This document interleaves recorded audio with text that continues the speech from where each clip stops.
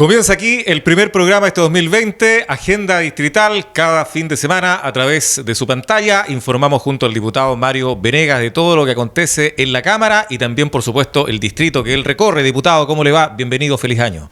Muchas gracias, Álvaro. Feliz año para usted y para todos los que hacen posible, ¿no es cierto?, que este canal amigo pueda estar en el aire, siendo un aporte para la comunidad. Les deseo lo mejor, ¿no es cierto?, puro éxito y mejoras para este año 2020, y lo mismo para ustedes que están en sus casas, reiterar nuestros mejores deseos de que sea este un año lleno de esperanza, de días mejores para nuestro país y para nuestra región y provincia. Así es. Bueno, vamos a comenzar el programa de hoy partiendo con una pregunta al diputado Mario Venegas, que tiene entera relación con el movimiento social. Preguntarle si ha bajado su intensidad. ¿Cree usted, diputado, que esto recobrará fuerzas en marzo si no se ven cambios importantes en este tema? Sin duda. Bueno, así como en el programa anterior recordará, hicimos una suerte de balance de lo que había sido el año 2019 que se nos iba. Bueno, también tiene este programa tiene la intención de ser prospectivo, mirar hacia el futuro, lo que viene este año. Y en ese sentido la pregunta de Álvaro es muy contingente, es muy buena pregunta, porque la pregunta que nos estamos haciendo todos es,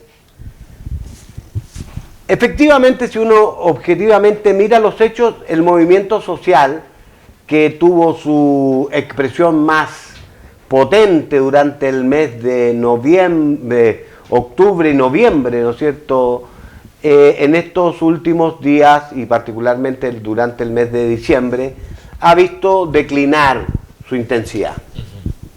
Incluso eso llevó a decir al presidente de la República, equivocadamente a mi juicio, que lo peor había pasado. Yo creo que no ha pasado. Yo creo que es una lectura equivocada de parte del presidente. Yo creo que si es que precisamente el gobierno no envía a discusión algunos proyectos de ley que son de su responsabilidad y no nuestra, no de los parlamentarios, podríamos tener que el movimiento se reactive en un nivel masivo. Porque yo quiero decirte que grupos minoritarios van a seguir actuando a lo largo de todo, como lo hemos visto. Sí. Grupos pequeños que se reúnen, que en determinadas comunas hemos sabido de que quemaron casetas en las autopistas, hemos sabido de situaciones, ¿no es cierto?, que se han generado en la Plaza Baquedano, de la Dignidad, incluso la lamentable incendio, que no está claro el origen, más bien piensan en bombas o más bien granadas de estas de carabineros, en fin. Pero el punto es que ha habido hechos más bien aislados de grupos minoritarios, no estas movilizaciones masivas que se dieron durante octubre y noviembre, pero que el gobierno no envíe estas reformas, como es la reforma a la AFP, por ejemplo, claro, o derechamente un proyecto para cambiar la AFP, o para eliminarla, o para cambiarla sustantivamente, en la reforma tributaria, que haga que efectivamente, ¿no es cierto?, tengamos una tributación más justa y que los que más ganan sean los que más paguen, como parece razonable y justo. Así es. Y mejora en educación y salud son los temas que los ciudadanos han señalado sistemáticamente como los temas que importan.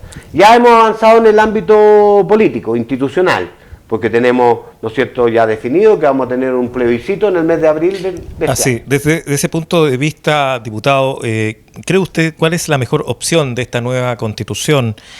¿Convención mixta, 50% parlamentarios y 50% ciudadanos, o la convención constituyente, es decir, 100% ciudadanos? ¿Cuál cree usted que sería la mejor opción? Bueno, yo tengo clarísima mi posición a ese respecto. Yo creo que primero voy a votar que sí a la idea de una nueva constitución. No solo voy a votar, voy a trabajar en todo lo que a mí respecta para que esa sea la opción que gane. Creo que la constitución que tenemos es una constitución que tiene un vicio de ilegitimidad de origen en cuanto democrática. Recuerden que se hizo en plena dictadura, fue redactada por Jaime Guzmán y algunos otros abogados, la Comisión Ortúzar y otros. pero el pueblo no tuvo participación ninguna en aquello, y eso, aunque se modificó el 89 y posteriormente en el 2005, durante el gobierno de Ricardo Lagos, sigue teniendo un problema que es de ilegitimidad en cuanto a los estándares democráticos, y además tiene problemas bastante serios de fondo, que es la concepción de sociedad que hay en la Constitución que nos rige. Y por eso es que es la gran oportunidad histórica de que por primera vez el pueblo participe directamente en la elaboración de la Constitución, que es la Carta Magna o Carta Fundamental, ¿no es cierto?, que es la piedra angular en donde se asienta todo el ordenamiento jurídico institucional de nuestro país. Y por eso yo, sí, primero, quiero una nueva Constitución. ¿Y qué opción elegiría usted? Asamblea constituyente o convención constituyente, es decir, un órgano constituyente elegido íntegramente por los ciudadanos. Perfecto. No me gusta la convención mixta, creo que, y hay que reconocerlo, que dada la ilegitimidad... 100% ciudadano. 100% ciudadano. Diputado, ¿cuántos serán los integrantes de estas comisiones? En el proyecto que aprobamos en la Cámara de Diputados, que es susceptible que pueda tener alguna modificación, por eso lo señalo, en su segundo trámite en el Senado, estamos hablando de 155 chilenos y chilenas elegidas a lo largo de todo el territorio nacional, ¿ya?, y pues, a través de los distritos, y además unos representantes supranumerarios, es decir, por encima de los 155, que serían del orden entre 18 y 22, que representarían a los pueblos originarios del país. Perfecto. En donde hay, por ejemplo, un atacameño, un diaguita, un representante de los Rapanui, otro representante, y como 8 o 9 representantes del pueblo mapuche. Perfecto. Diputado, ¿qué plazo tendrán los constituyentes para terminar, por supuesto, esta nueva Constitución? ¿Hay un plazo definido? El plazo que está establecido en la ley que aprobamos dice que van a disponer de 9 meses. 9 meses. 9 meses. ¿Puede alargarse un poquito más o no? Sí, señor. Hasta 3 meses más. Ya. O sea, el máximo de plazo serían un año. 12 meses. 12 meses, un año. Perfecto. Bueno, así estamos en Agenda Distrital, conversando en este 2020, primer programa de este año, con el diputado Mario Venegas. Diputado, cambiando de tema, don Mario, se publicó en el Diario Oficial una ley de su autoría que dice relación con una modificación del Código Penal en relación, por supuesto, a aumentar las penas para aquellas personas que agreden a funcionarios de la educación y también de salud. Esto lo conversamos muchas veces el año pasado. Claro, porque comentamos los distintos, digamos, hitos que se fueron dando en el desarrollo de este proyecto de ley. Bueno, quiero decir que estoy extraordinariamente contento. Que esté promulgada la ley significa que ya es ley de la República. Así es. Y por tanto entran a regir sus beneficios. Y yo, en lo personal, como diputado, como su representante en la Cámara de Diputados, me anoto, ¿no es cierto?, con una ley más de mi autoría, que yo creo que es un producto claro, concreto. Fíjense ustedes que yo, a lo largo de estos años en que ustedes me han honrado en elegirme como su diputado, he presentado muchos proyectos de ley, y ya leyes de la República de mi autoría deben ser sobre 30. Perdí el número exacto, voy a tener que hacer ese ejercicio, ya, y esta es una más, pero que tiene un valor bien especial para mí, como todas las otras, pero en esta en particular. ¿Sabes por qué? Porque es un gesto a mis colegas de profesión, a los profesores, a todos aquellos que colaboran con la educación, los asistentes de la educación, a todos los funcionarios de la salud, médicos, otros profesionales no médicos, los TENS, los técnicos, los administrativos, porque estaban siendo víctimas de agresiones frecuentes. Así es. En el desarrollo de su trabajo. Y entonces por eso es que nosotros decimos, esta es la ley Venegas, sanción al que pega, ¿no? Porque claro, la gente empezó a normalizar que cuando tenía un conflicto lo resolvía golpeando al otro. Y la verdad es que eso no es, eso es un retroceso civilizatorio, eso es volver a la época de las cavernas, donde nuestros padres, en nuestro origen, ¿no es cierto?, resolvían a mazazos los problemas. No, pues.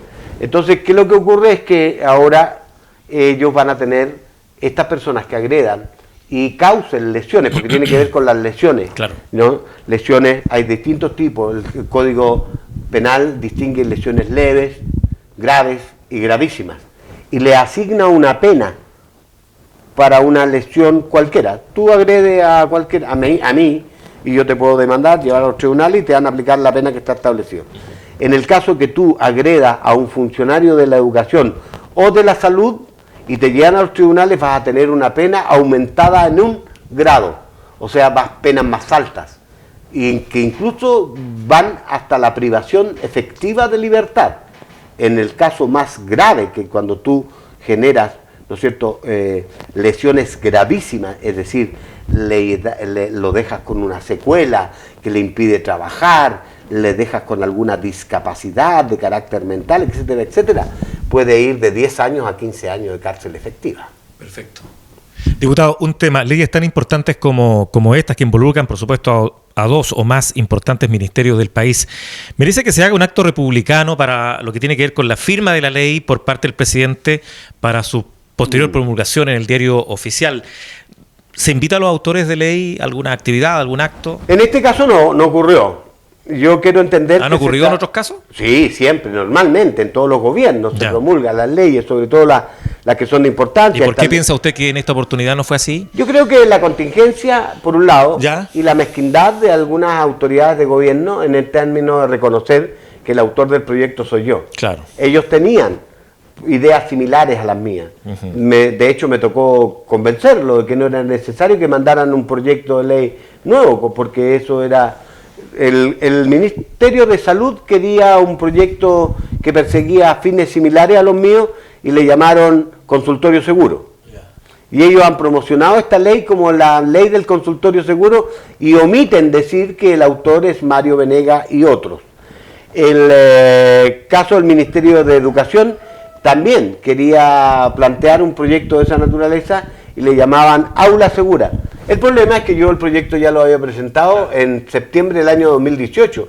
Entonces, simplemente tienen que asumir, y lo asumieron, de hecho, yo tengo también agradecer, porque empujaron, especialmente el Ministerio de Salud, para que este proyecto se aprobara en las distintas etapas, tanto en la Cámara de Diputados como en el Senado. Pero han sido un poquito mezquinos en cuanto a la difusión. Los medios de comunicación tienen mucho que ver, porque rara vez que hablan del proyecto, de la aprobación, de la promulgación, no hubo ceremonia en el Palacio de la Moneda esta vez. No desconozco las razones, supongo que será la contingencia. Pero no, me decía a mis colaboradores que revisaron en todos los medios que se habla del proyecto, en ninguna parte se menciona que Mario Venegas es el autor. El autor. Diputado, ¿cómo se viene este año legislativo? Intenso, intenso, con incertidumbres. Yo he tratado de hacerle entender a usted, amigo, amiga, que está en su casa, que nosotros dependemos de la acción del Ejecutivo, de su excelencia el Presidente de la República. Hay leyes que ustedes creen necesario que se envíen a discusión al Parlamento y que se aprueben con prontitud, pero que deben ser enviadas con el respaldo del gobierno. Si no, no tenemos nosotros iniciativa. Claro. Por ejemplo, para el tema de las AFP. No podemos hacerlo solo nosotros. Claro. Porque la Constitución que nos rige dice que todas las leyes en materia previsional son de exclusiva iniciativa del Presidente de la República. Diputado, entre paréntesis, ¿en qué va el tema del sueldo mínimo en estos momentos? ¿En qué va eso? El sueldo mínimo, la idea era aumentarlo. El gobierno resolvió y envió, y nosotros no nos quedó otra que aprobarlo, aunque no nos gustara mucho la fórmula, un sueldo mínimo garantizado de 380.000 pesos. Ese proyecto ya está aprobado en la Cámara de Diputados y está en su segundo trámite, ¿no es cierto?, en el Senado. ¿Qué significa? No es sueldo mínimo, es sueldo mínimo garantizado, que es que el Estado a través de un subsidio, va a colocar la diferencia, porque por ley, hoy, el sueldo mínimo es de 301.000 pesos. Entonces, como debe aumentar en los próximos meses, porque la propia ley establecía que aumentara en los próximos meses, la diferencia la va a colocar el Estado, el gobierno, vía subsidio, y va a ir directamente a la cuenta del trabajador. No va a pasar por las manos del empleador. Claro, ¿y para cuándo se contempla ya el primer pago para ese tipo de gente que está con el sueldo mínimo? Eso entiendo yo que debe ser en los próximos meses. No sé con exactitud, ahí tengo una debilidad, no sé con exactitud del mes, pero me comprometo a consultarlo en el transcurso de la próxima semana y en un próximo programa. Hay mucha gente que nos está llamando y nos pregunta y nos dice, mire, usted que tiene contacto con el diputado Venegas, pregúntele al diputado qué pasa con eso. Voy a hacerlo con el mayor de los gustos y en un próximo programa le vamos a entregar esa información. Diputado, bueno, ya estamos en este 2020. ¿Cuáles son sus desafíos personales, diputado Venegas? Mira, en lo personal yo la verdad es que el 2019 lo pasé pésimo, lo pasé muy mal, como lo pasaron todos los actores políticos en definitiva. Fue un año en el que vi un nivel de agresividad hacia mi persona que no había visto antes, probablemente explicado por alguna frase desafortunada que yo emití en la discusión en la Cámara y que se sacó de contexto, y con eso se hizo viral una frase, ¿no es cierto?, que sacada de contexto aparece como un gran despropósito de mi parte. Obviamente, si tú la ves en el contexto, se darás cuenta que se trataba precisamente de tratar de explicar y hacer un ejemplo que permitiera hacer, ¿no es cierto?, la expresión y la comparación. Bueno, asumo eso como un error, pido disculpas todas las veces que he podido sobre la materia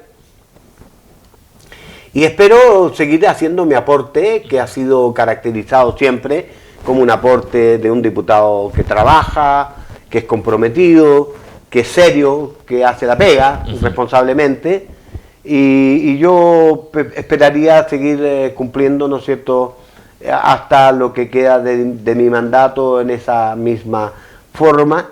Se ha resentido un poco el contacto con la ciudadanía, producto de que, bueno, el estallido social, entre las muchas cosas positivas que trajo algunas negativas, y entre las negativas están las amenazas en las redes sociales, las amenazas brutales, las acciones de hecho, que han significado que naturalmente uno tenga un poquito más de cuidado a la hora, ¿no es cierto?, de estar en lugares públicos y con gran afluencia de personas, porque se puede encontrar con cualquier persona que te agreda o que, aunque sea solamente verbal, claro. Y más aún si en esas fiestas masivas hay ingesta de alcohol. Entonces yo quiero seguir haciendo mi trabajo de la manera que la he venido haciendo, aportando a la discusión sobre esta materia que el pueblo está reclamando. Yo estoy con la mayor parte de las demandas que la ciudadanía ha manifestado. Yo lo he señalado no ahora, de siempre, el tema del sistema previsional injusto que tenemos, el tema de una reforma tributaria regresiva y no progresiva, que es la justa, en donde los que más ganan son los que más pagan, ¿no es cierto?, en que las desigualdades que hay en el país tenemos que irlas encaminándonos a terminar con ellas, que hay que terminar con los abusos que la institucionalidad muchas veces, tanto pública como privada, comete con el ciudadano común y corriente. En fin, yo estoy con esas causas, claro. A mí me motivan esas causas, y de hecho mi trabajo en educación ha ido en esa dirección. Yo siempre he tenido puesto el foco de mi trabajo en los que más necesitan, porque vengo de allá, yo conozco esa realidad, sé lo importante que es para un cabro pobre, de una familia pobre, a tener acceso a una educación de calidad, como la que yo tuve en una escuelita de barrio, que era la escuela Hermanos Carrera hoy día, antes escuela número 4, ¿no es cierto?, en el barrio Coñuñuco, o en el liceo público de Angol, que se llamaba Liceo de Hombres de Angol y que después se llamó Enrique Balaceico Terró, o en la Universidad de Concepción, o posteriormente en la Universidad de la Frontera. donde hice estudios, ¿no es cierto?, de posgrado. Yo tengo claridad de la importancia y por eso he trabajado para mejorar. Tengo muchas leyes en ese ámbito. Yo soy uno de los impulsores de la ley que permite que hoy día exista gratuidad, ¿no es cierto?, en la educación universitaria o superior para los niños más pobres de este país, del 60% de las familias de menores ingresos. Entonces, este ha sido mi norte y yo creo que ese es el aporte que tengo que hacer en el próximo año, que está lleno de esperanzas, también de incertidumbre, porque como las cartas no están marcadas, por ejemplo, este año vamos a tener, como te contaba, el plebiscito para decidir sobre la Constitución. Ya. Ahí la gente no solo tiene que quedarse en la casa diciendo yo quiero, tiene que ir a votar y a expresar su opinión. Pero además este año 2020 tenemos elecciones importantísimas. Fíjate que tenemos que elegir alcaldes y concejales. Gobernadores. Tenemos que elegir por primera vez gobernador regional, por primera vez en la historia, elegido, ¿no es cierto?, democráticamente. Tenemos que elegir a los consejeros regionales. Y además, si triunfa en abril la idea de una nueva constitución y de una asamblea, ¿no es cierto?, una convención constituyente, como espero que sea, bueno, vamos a tener que elegir a esos integrantes de ese órgano constituyente. Y entonces vamos a tener una elección en la que vamos a tener 5 papeletas. Perfecto. Diputado, para esa gente que nos está viendo, su deseo para este 2020. Bueno, mi deseo más sincero es que todo este tremendo esfuerzo que ha hecho la gente, que se movilizó a lo largo y ancho de Chile y que ha tenido costos tan altos en muchas dimensiones. Voy a mencionar el esfuerzo que significa para la gente dejar sus actividades y salir a marchar de manera pacífica. Los costos de vidas humanas que se suman alrededor de 30 muertos en distintas circunstancias. Los lesionados, que son miles, más de 300 lesionados con lesiones severas de carácter ocular, producto de perdigones, balines y otros. Las pérdidas materiales de infraestructura pública y privada, que es enorme para el país. Bueno, que todo eso tenga como resultado el que Chile efectivamente dé un paso adelante en un proceso democratizador, una mejor y más democracia, unas relaciones más justas, de mayor justicia, de menor abuso y de menor desigualdad, y que construyamos un tipo de modelo de sociedad que tiene que reflejarse en la nueva Constitución, que haga de este un país que dé el salto al desarrollo definitivo, que se reactive en mejor forma nuestra economía, ¿no es cierto?, que podamos tener los chilenos y chilenas más control de nuestras riquezas naturales, que no son pocas, y que esta riqueza que producimos entre todos se distribuya de una manera más justa entre todos los que contribuimos a la construcción de esa riqueza. Es el país que sueño, un país en donde los niños sean tratados con mayor dignidad, en donde los adultos mayores tengan, ¿no es cierto?, la vejez digna que se merecen, que incluye un mejor trato en sus pensiones, que el trabajo sea bien remunerado y tratado con dignidad, que tengamos más y mejor democracia, sin duda.